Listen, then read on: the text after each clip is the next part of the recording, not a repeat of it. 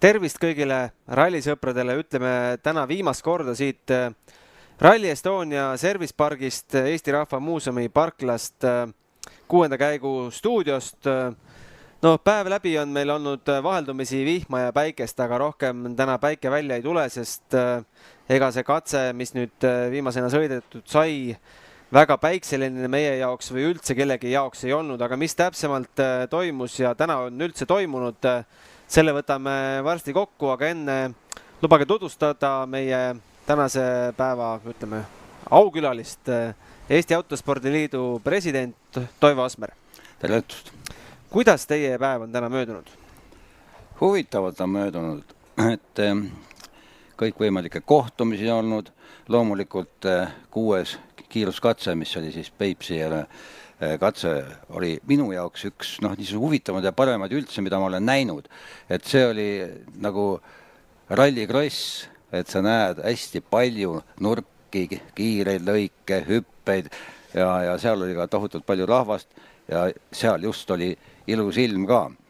Et see oli hästi huvitav ja pidime siin õhtul ka veel ühele katsele minema, aga tulid muud asjad vahele, et homme ma arvan, et me alustame sellest kella 12. katsest jälle ja igale poole loomulikult ei jõuagi, aga väga huvitav päev on olnud.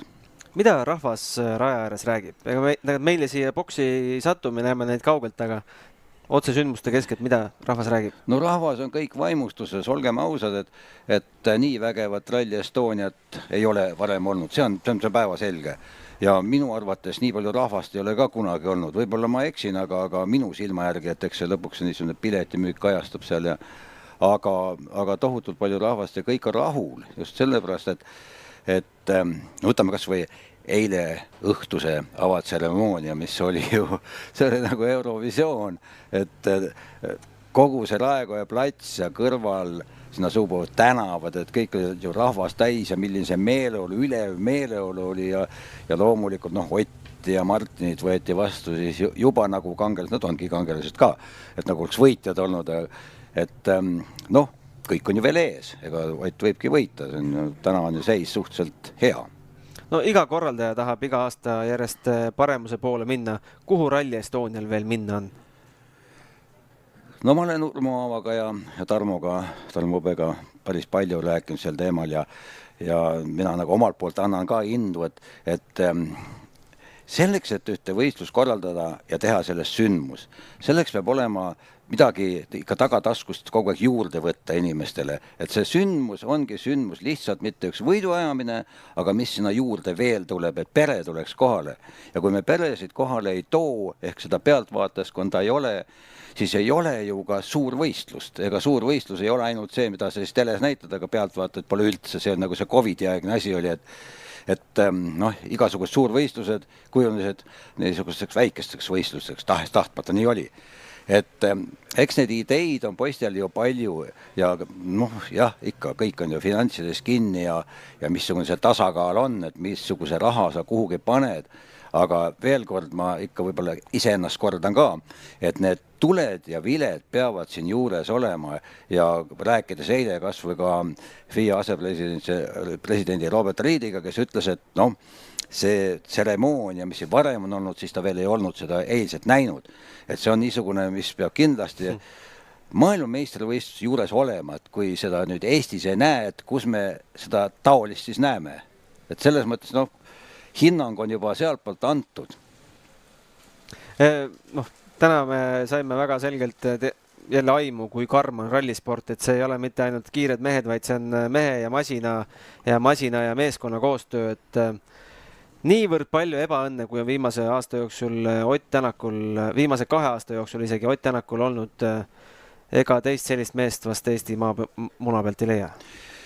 Nojah, eks Otil on olnud üldse see karjäär niisugune keeruline, kui ta alustas päris nullist, Saaremaalt tuli, ta oli kohe ju näha, et ta on üliandekas poiss ja tõesti oma pere aitas ju esimesed sammud teha ja siis tuli juba see periood, kus ta sai juba maailma nimedega ja rinda pista, oli ka periood, jälle ka omaette periood, siis on peatükk, kus öeldi ikka, et noh, mis siis kõik Otiga juhtus, kivid ja katused, aga see oli selline õppimise aeg ja sealt koorus välja see tõeline ülikiire Ott. Et selles mõttes on ju kõik hästi olnud, kui Otist endast rääkida, aga selle ebaõnne poolt on muidugi hästi palju olnud ja viimasel ajal. Võtame Oti kõrvale ka täna, jälle vaatame meie Kaur ja Virves ja ikka need rehvi purunemised, et ikka meie poistel purunevad, samas nad võiks ju võita omad klassid siin. Aga Otil, jah, no vaatasin seda viimast katset, nüüd olid siis, kas klaasipuhastadel ei töötanud ja kui sa kaotad siis see paarkümmend sekundit, kus sa selle tagasi võidad, et nagu annad kogu aeg edu ja siis pead selle edu jälle kuidagi moodi teiste edu nullima. Aga noh, ta on sitke vend ikkagi Saaremaa poiss ja seda väge ja vaimu on seal kõvasti, et noh, ikkagi 2 päeva on veel, 2 pikka päeva on ees. Mis te ennustate või soovitate Otile, et kas see Hyundai on justkui nagu Titanic, mis vaikselt põhja läheb või tuleks sellelt kiiresti põgeneda või annab sellest veel midagi voolida? Noh, täna ma Eesti Autospordi Liidu presidendina ei tohi sellised laused nagu välja öeldagi, et põgene kusagilt või võta omale seal uus abikaasa mingid tehased näol seal, kes toodab paremaid autosid, aga noh, kuidagi elu on siin näidanud, et võib-olla see vahetus ei olnud õige. No, nii palju ma võin küll öelda, et see on niisugune, no, tulemused ju näitavad, et see läinud täkkes vähemalt, võib-olla mingil ajal oleks see õige olnud, aga kui sa vaatad täna masinate võrdluses, no, missugune on kiire, missugune on vastupidavam, võib-olla ka see tiimi sisene õhkkond, ma ei oska öelda, missugune see seal kusagil on, aga midagi on siin natukene nüüd viltu, et no, kuidagi moodi ei saa joone peale ja ikka see lagunemine jälle, Otil laguneb, isegi kui Newville'il lagunes, siis Otil laguneb ikka. Et noh, seal on ka see, kas sul on õnnelik käsi või ei ole, et alati võib ka seda vaadata, ühel on rohkem õnn, et sõidad 3 rattaga, võidad ikka. Teisel on kõik rattad all, aga siis on mingisugune juhtme ots on lahti läinud kusagilt ja katkestad, et nii on. Aga autospordis, noh, üks staar võib-olla elab üle raskemaid päevi, siis teine staar tõuseb pinnale ja me oleme võib-olla ajaloo tunnistajaks, et sellist talenti nagu Kalle Rovanpera pole olnud aastakümneid. No jah, ma olen ka just rallispordile palju rohkem tähelepanu viimasel ajal pööranud tänu sellele, et Rovanpera sugune tuli nüüd see päevakorrale.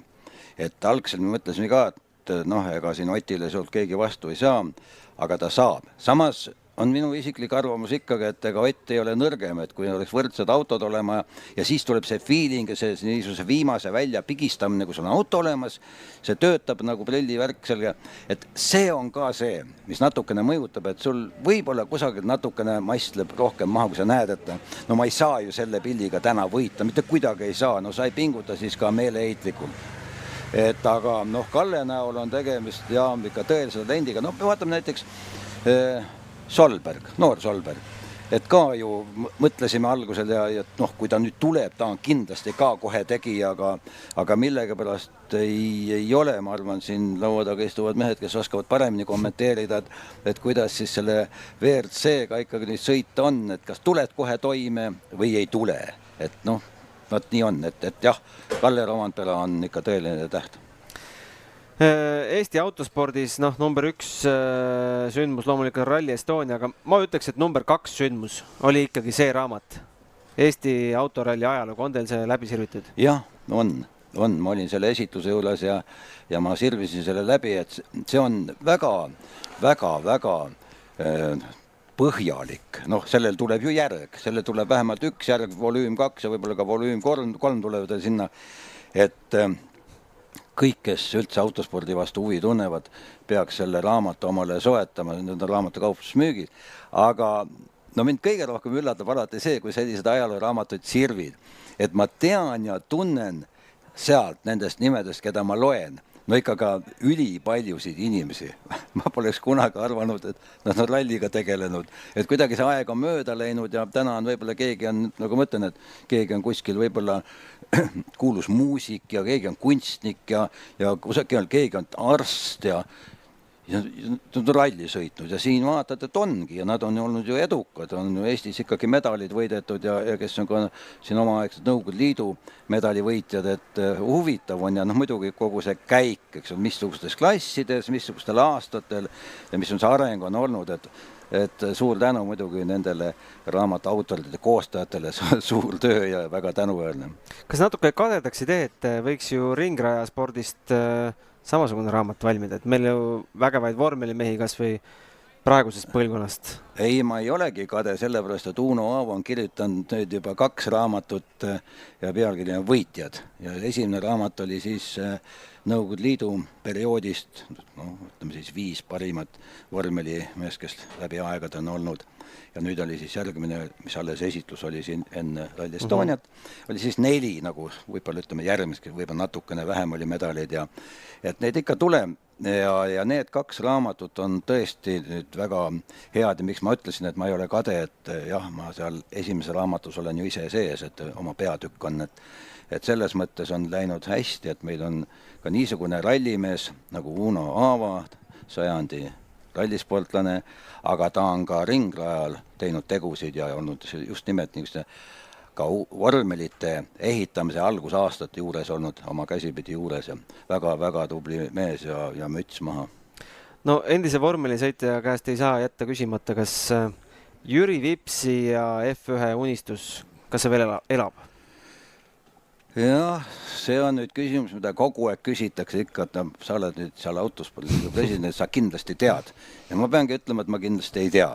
Ja seda ei tea peaaegu mitte keegi nüüd peale Red Bulli täna, et mis seal tegelikult nüüd on toimunud, et kas talle anti andeks või talle ei antud andeks. Võib-olla see andeks andmine oli seotud erinevate punktidega, millest me ei hakka siin täna võib-olla rääkima, aga minu isiklik arvamus täna julgen küll öelda siin, et ma natukene kahtlen selles nagu andeks andmises ja võib-olla päris tagasivõtmises ja ma väga tahaksin, et ma eksin. Ma tahaksin, et ma eksin, et tegelikult anti. Nüüd, kui ei ole Red Bulli, et kas on keegi teine, vaat see võimalus on ka olemas. Seda ei saa öelda nüüd, et kui sa oled kiire, et nüüd Red Bulli junior-tiimis olid, sealt läksid nüüd siis kuidagi sealt upakil välja mingi ühe sõnaga ja sinna juurde veel 1 3-4 sõnaline lause. Et kas siis see ongi see, mis tänapäeval lõpetab ühe noore sportlase karjääri täielikult totaalselt. Et mingis osas on see maailm muutunud ikka täiesti häbiväärselt rumalaks. Et mis maailmas kõik toimub, tohutult katastroofe, tohutult need sõna... Tegelikult on palju tähtsamaid asju. Ja see mingi 1 sõna, ma saan aru, jah, see on teine maailm, me elame Eestis. Meil on mina saan küll aru, et teistmoodi on nagu see asi ja kui ma sõiman selle sõna kedagi, ma halvustan, see on 1 asi. Seal oli ka, et selle rumala mängu juures, kas seda mängu oli vaja üldse mängida. Minna seal kuskil omast mingi striimiga kusagile laia maailma laiali. Võib-olla isegi see oli kõige rumalam tegu, miks seda üldse oli vaja. Ja sellepärast ma isiklikult ütlen ka, see arvuti on üks hull asi, et sinna peab vaatama, mida sa üldse kirjutad, mida sa näed ja need telefonid samamoodi, et ei julgegi paljust asju rääkida, et kõik on võimalik nokkida sealt välja. Aga Jüri Vips, et kas üldse, ikkagi veel, et kas üldse on see unistus nüüd kustunud, ma arvan, et mingisugune võimalus siiski on. Kui ei ole ka vormel 1, võib-olla siis on Ameerikas on sarjad, on indid, on ka Askarid, kõik asju on seal palju ja need on ka tohutult rahvamassid, kes siis keda külastavad neid võistlusi ja seal ongi nagu jälle omaette maailm. Päris nii ei ole, aga ma tõmbaksin natukene hoogu maha, et kui täna kõik ütlevad, et oi, et Jürile anname andeks, et vaadake, et mis see Red Bull ikka tegi ja ikka me ei ostagi enam Red Bulli, see on kõik nende süü. Tegelikult oli see Jüri süü. Nii ta seekord oli. Aga jah, täna, kuidas ütles Mati Nüganen, 50-60. Jah, nii ta on. Lõpetuseks, kui nüüd rallifännid koju lähevad, paar päeva puhkavad sellest Rally Estoniast, aga siis mõtlevad, et mis sellel Eesti autospordil see aasta veel pakkuda on, et see bensulõhn ikka on nii kibe magus, et tahaks seda veel tunda, siis kuhu rallifännid ja autospordifännid see aasta veel peaks minema? Kui vaadata Autospordiliidu kodulehekülje peal juba need kalendreid, missugused võistlused on tulemused, see on väga huvitav, mulle endal näiteks huvi pakuvad hästi on, no rallikross on kohe üks. Siis on drifti, käisin just alles vaatamas, siis on superkrossi käisin vaatamas, ma vaatan kõik, karti käin vaatamas kogu aeg, et võistlusi on palju ja ka Eesti ulatuses läbiviidavad võistlused on huvitavad, sest ikkagi tuleb lätlasi, tuleb leedulasi, tuleb soomlasi ja võidusõidud on vägevad, et loomulikult ei ole sellist melu seal kõrval ja möllu nagu siin on, et räägime jällegi need vilesid ja tulesid ja neid ei saagi olla. Aga võistlused on vägevad ja mis on kõige olulisem, et noored kasvavad peale, kogu aeg tuleb noori peale ja kiireid. Ja just siin on kõige suurem tähtsus on sellel kardispordil ja mida ka tehakse see ralli ja rallikrossi poole peal on need noored rooli, see niisugune sari, mis seal jookseb, et need on niisugused, kus tuleb kogu aeg juurde. Ja sinna kõrvale, et kui meil on ässad, meil on Otid, meil on Vipsid, meil on Martirlump, meil on Tristan Viidasid, kes sõidavad siis maailmas, et need ju innustavad, et mul on ka võimalik sinna minna. Et ei ole nii, et mis me siit Eestist ikka siin väga pingutame ja pannistame, nii ei pääse. On näha, et pääseb. Nii et kui küsida, et kas tasub minna Eestis autospordivõistlusi vaatama, kindlasti tasub ja jälgige reklaami. Võib-olla satud võistlusele, kus järgmine Vips või Tänak osaleb. Täpselt nii. Saad öelda, et olid kohal. Ja. Aga selge, aitäh teile tulemast ja soovin teile meeldivaid rallielamusi. Ralli on veel pikk ees. Suur tänu kutsumast ja kõikidele kuulajatele, vaatajatele ka, et kes ei ole veel jõudnud siia Lõuna-Eestisse, hakake juba sõitma. Ja, päevapiletid on võimalik osta. Ja, aitäh. Aga meie reporter Laura käis täna Raekoja platsil, seal on, kuidas see nimetada, expoala või ralli nii-öelda meelelahutuspark ja proovis ka kätte ühel atraktsioonil. Kui sa ei ole just Anett Kontaveit ja ei saa Ott Tänaku kõrval rallit sõita, siis pead leppima selle WRC rallimasina simulaatoriga. Ja ei mina ega ka kaamera taga olev Argo ei ole tennisemaailma tipus. Seega just sinna me lähemegi. Tegelikult see ei ole päris niimoodi, et ma nüüd tulen ja tahan sinna simulaatorisse minna. Järjekorrad on tegelikult päris pikad, nii et aega tuleb natukene varuda.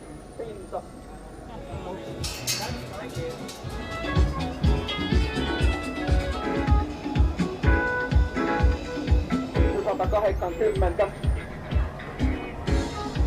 Huomio lyhyt oikein helppo pehmeä 4. Vasen nopea tiukkariksi. Vasen ja nyt hyppää 4. Nyt oikea laita hyppää 4. Nyt vasen laita 6.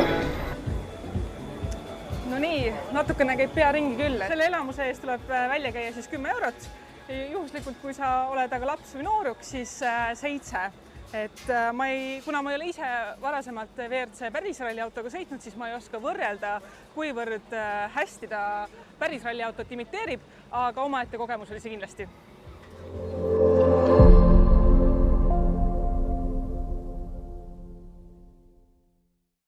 Spordile lisab hoogu Unibet TV, kus saad aastas tasuta vaadata ligemale 100 000 võistlust otseülekandena. Unibet, mängijatelt mängijatele. Jätkame siit 6. käigu otse stuudiost. Roland, oled käinud rallisimulaatoris? Olen käinud kunagi Poola rallil. Kuivõrd tõetruu see on? Noh, ütleme nii, et ei ole.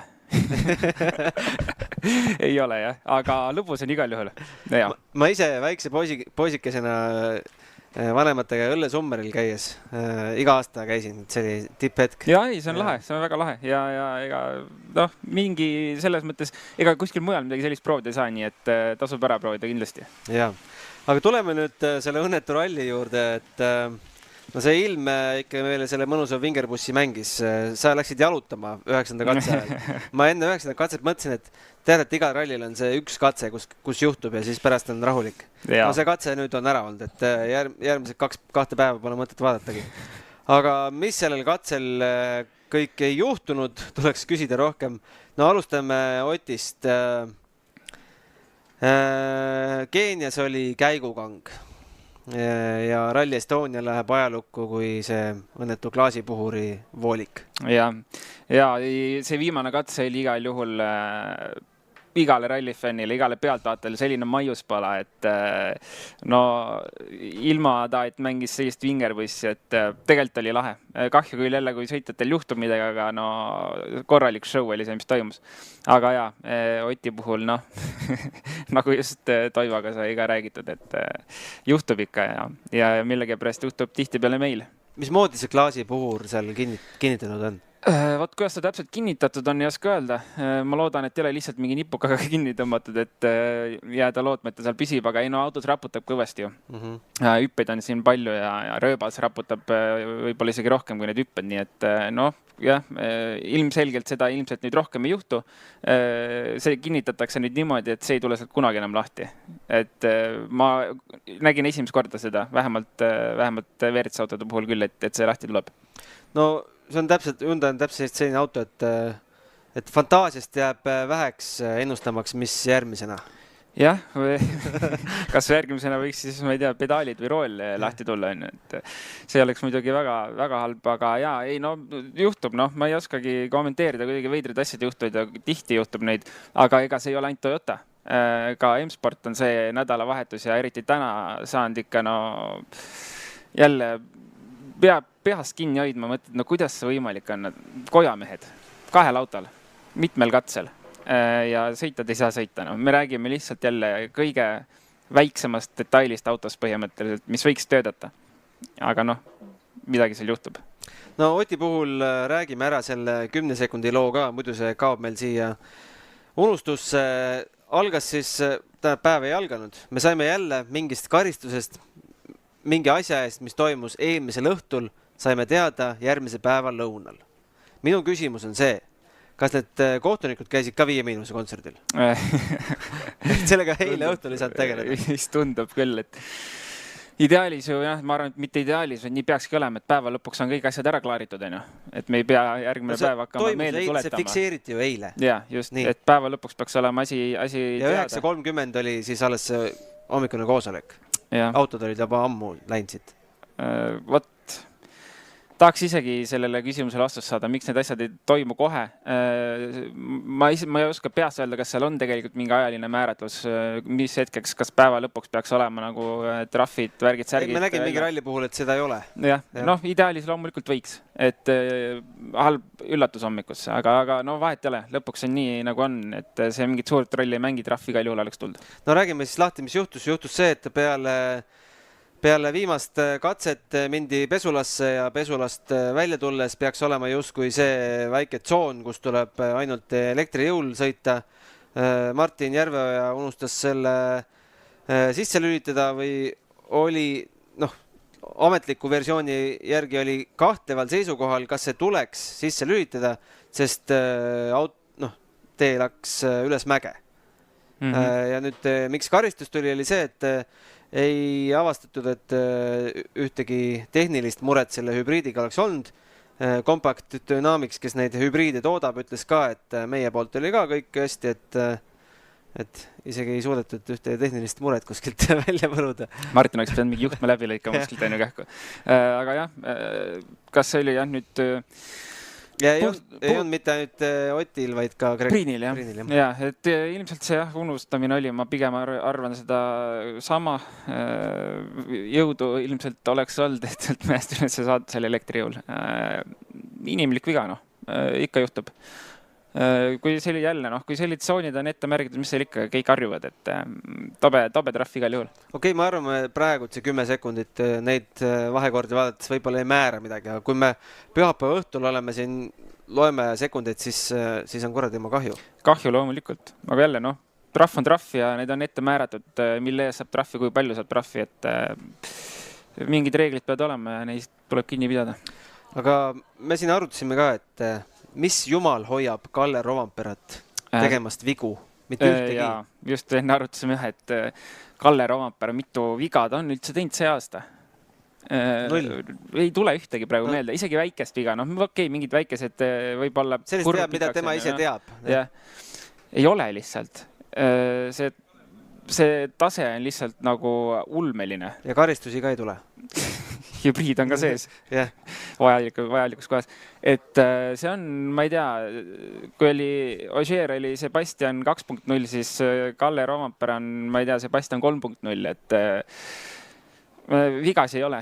See mees ei eksi lihtsalt. Ma loodan, et ma ära ei sõnu praegu. Aga noh, kui me seda hooaega vaatame, siis see mees lihtsalt ei ole eksinud ja see on päris uskumatu. võitis siis loomulikult viimase katse, sest tuli esimesena, sai võib-olla kõige vähem vihma, aga vihma ta sai ja võitis selle katse siis 14,2 sekundiga Thierry Neuville ees. No All Live'is siis arutati, et oi, et Neuville on siis, ongi nii ebakindel, et 6 kilomeetri peale kaotab 14 sekundiga. Aga siis ei olnud veel juhtunud. Siis tuli Ott, siis tuli, kes meil peale Otti startis, Katsuta, siis tuli Priin. Ei, Priin ei olnud, sorry. Priin langes vahelt. Ja. Katsuta, Evansil juhtus, pani välja kohe alguses, Greensmith pani välja seal, nimetavad seda areenaks. Areenal pani välja, Lubeel juhtus kõige rohkem külje peale, pidid autost välja roomama, aga publiku abiga said jätkata. Vahetult enne sama kurvi, kus siis Greensmith välja sõitis. Just. Lappi samas kohas, kus Greensmith pani siis Greensmithi jälgedes teele tagasi. Solbergi meil enam ei ole, Formeau sai vist enam vähem. No juhtus palju ja tegelikult ma arvan, kogu selle ralli, võib öelda, et kõige lihtsamas kohas, mis üldse saab olla tegelikult. Ma arvan, et isegi see neljapäevane katse, mis siin oli nagu kohati keerulisem, kui see nii-öelda see areena siis seal. Et see on selline väikese kiirusega, kraavid on küll, aga ma olen seda sõitnud päris palju ja see on selline ralli kõige lihtsam koht, mida üldse võimalik sõita on. Aga vihmaga? Vihmaga ma ei ole sõitnud. Nii et see oli päris pull, et see üllatav. Ei osanud absoluutselt oodata, et sellises kohas võiks juhtuma hakata. No vahed on nüüd siis sellised, et Evans, vaatame 8. katse lõpus oli seis selline, et 10,9 oli liikumas Roompere ees. No me ütlesime ka lõunases saates, et natukene üllatav on see Evansi ikkagi domineerimine, sest ta ju võitis hommikul kõik katsed. Aga endiselt me võime öelda, et Evans on kõrges konkurentsis, sest ega ta hoogu ju kuskile kadunud ei ole. Nüüd on küll 11,7 sekundiga Roomperest maas. Jah, aga see aeg ei kõik viimasel katsele ju. Et 22 sekundit andis viimasel katsel ära. Käis ka kuskil võsas, ta niimoodi vähemalt ütles. Aga ei, tegelikult Evans on ikka ju väga hea olnud. Enne viimast katset juhtis rallit 10,9 sekundiga. Ma arvan, et ideaalne selles kohas, kus ta tuleb ja Roompere vastu, see on juba kõva saavutus, kui sa Roompere vastu suudad sõita niimoodi. Aga spekuleerime, kuidas see ümbersünd Evansil siis juhtuda sai, et selline hooaeg on üpris õnnetu olnud, Rally Estonia ajaloogu veel õnnetum, et... Hea küsimus, kui me tegelikult ju neljapäeval arutasime, et ajaloogu on kehv, et ei mäleta üldse, millal tal Eestis viimati nüüd väga hästi oleks läinud, et kogu aeg on mingid probleemid olnud. Kus see tuli? Hea küsimus. Võib-olla sa ei peas midagi korda. Tegelikult see hooaeg ju siiamaani on olnud kohutav. Mitte midagi head, ma arvan, väga sealt välja pole tuua, kui me vaatame nüüd siis enne Rally Estonia. Äkki ta sai aru, et tiitlil enam ei mängi? Võib-olla. Tegelikult pinget enam ei ole. See võib vabalt olla. Aga ma arvan, et kuskil mingisugune klikk käis, et kuidagi saadi see hoog üles ja saadi ree peale tagasi. Mida me võime veel Otist oodata, kui 32,6 on Evansist maas ja 44,3 liidrist? Kas me võiksime rahulduda 3. kohaga? Jaa, ma ütleks küll, et selline olukord, mis täna Otil on, ma arvan, et võiks küll rahul olla. Tore oleks, kui Power Stage'ilt saaks veel häid punkte võtta. Aga Rally Estonia katsed on kiired ja võtta on väga vähe, kui ei ole selliseid olusi, nagu meil täna olid, eriti viimasel katsel. Et siis need vahed kippuvad olema, vahesi sõita on väga keeruline. Ja sõita 30 sekundit tagasi ei ole reaalne. Kui olud mängivad sellised võimalused kätte, et seda on võimalik tagasi sõita nagu täna oli, et loomulikult siis on kõik jälle võimalik, et puhta sõiduga ei tee midagi, aga jah, nagu ma ütlesin, ralli, sa tead, ralli lõpeb siis, kui autod on kinnises pargis ja kõik on korras. Vahel lõpeb ka laupäeva õhtul. üldiselt. Jah, just. Et selles mõttes ma arvan, täna see 3. koht praegu selles olukorras, kus me oleme, oleks ideaalne võtta.